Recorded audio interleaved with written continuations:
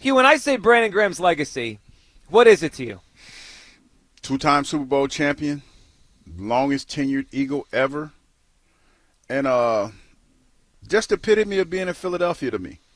I think Brandon Graham is like everything that I would want to, well, not really want to be, but I admire him for the person that he is.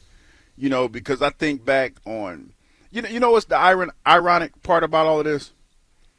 Is the same people that called him a bust probably are some of the same people that cheer for him and wearing his jersey and all this other stuff. Same people that might be crying when he cried 40 minutes ago. Yeah, and the same cats that when they talk about him say, oh, I was always a Brandon Graham fan.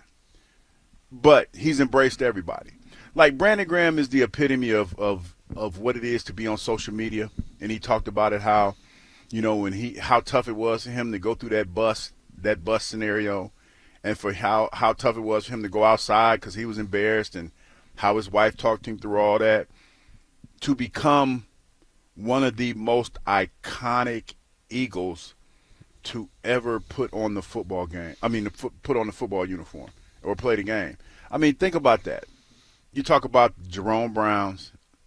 You talk about an elite group of guys. Jerome Brown, Reggie White, Seth Joyner, Brian Dawkins, just to name a few. Hugh Douglas.